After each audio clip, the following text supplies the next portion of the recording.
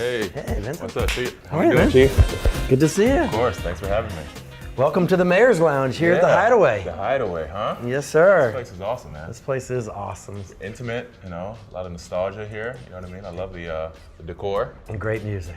Always great music. Yes, sir. So let me tell you a little bit about what we do here. Okay. Every month we have a special guest that we bring on to the show here, talk a little bit about the city. Sure. Talk a little bit about yourself.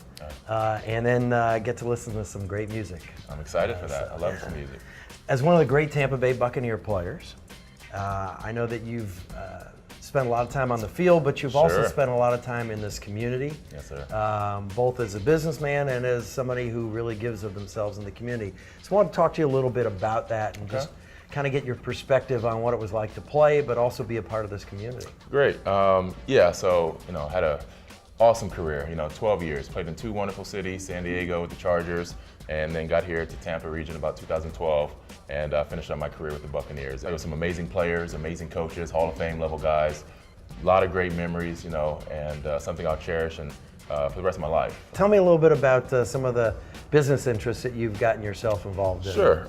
So primarily what I do, I'd say about 90% of my efforts and activity involve real estate and development. And of course, you know about the restaurants and some of those endeavors. As a self-proclaimed entrepreneur, there's a lot of different industries that I have passions for. And it's more about the education, right? I really want to get involved in things that I have been, a part of my life. I grew up in the restaurant industry, working in the back of the house, busting dishes, cooking, but I never was on that kind of ownership level of operations. And so I always had an interest of really how do you make the food service industry, how does it really work from an executive level? Got 3 locations here now, Cass Social in South Howard in Tampa, got the Fergs Live across Romley Arena in Tampa, and of course we just got rolling this year in South St. Pete at the historic Manhattan Casino with Callaloo and that event space, which has been absolutely amazing. And I'm excited for what the future holds there as well. So with the background that you've got, having worked in the restaurant and industry in a lot of different phases of it, I imagine maybe that's what the draw for Callaloo was, is the fact that it isn't just a restaurant,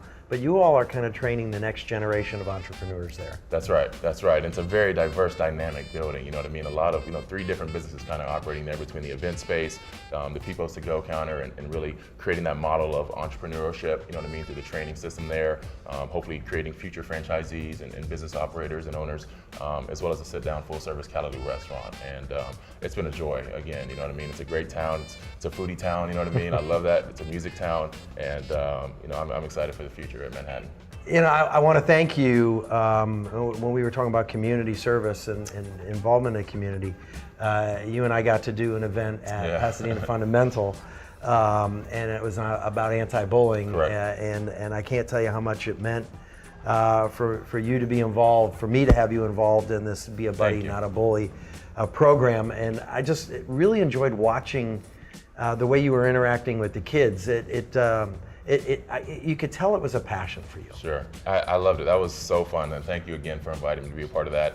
The energy there, getting the teachers involved and acknowledging them. I think that's a huge thing about it, is how important those individuals are in our community and what they mean to the fabric of our of our youth and our future. So I'm happy to support that, and a big part of what we do through my own foundation with supporting military families is really focused on the youth. So spend a lot of time with kids, a lot of times at elementary schools and things like that, giving them that support, letting them know that things like bullying and other issues that they deal with and challenges in life, we're here to support them, and we want to make sure that they're heard and they're loved. So I can't have you on the show without talking a little football. I would imagine that it's kind of like this fraternity.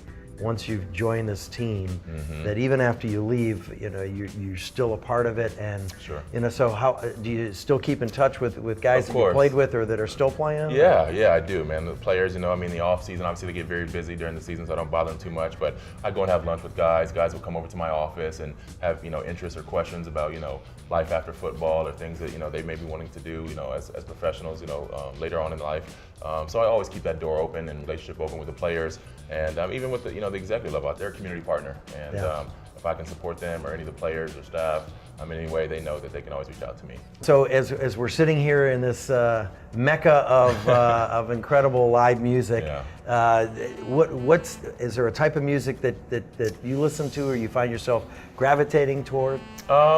I wouldn't say one genre, you know what I mean? I grew up very diverse, you know what I mean? A lot of culture, again, military family, you're exposed to a diversity group of people all the time. So music is a soundtrack to our lives, you know what I mean? And you can play a song for just about every mood or every day or every experience. There's a song for it. Absolutely. Well, we're gonna get honored to have a great performer perform for us here in the Mayor's Lounge. So with that, we're gonna turn it over and hear some great music from Shevonne. Sweet.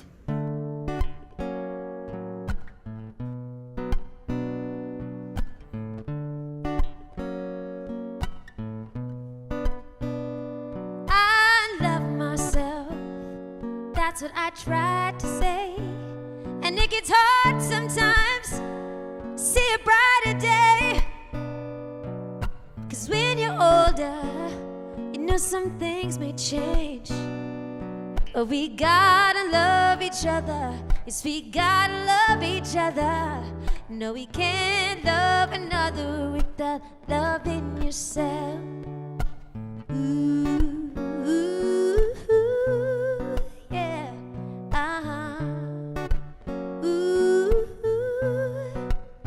Sometimes I look in the mirror and I don't like me, and it ain't easy living my reality. And people look at me and think that I got it made, but they don't understand what it took to even get up today. But I'll keep smiling 'cause I can, and that's what freedom is. Woman and man, so let it all out, spread it all around.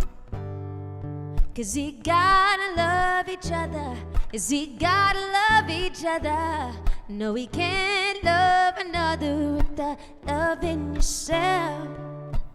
Ooh, ooh, ooh, yeah, ooh, ooh.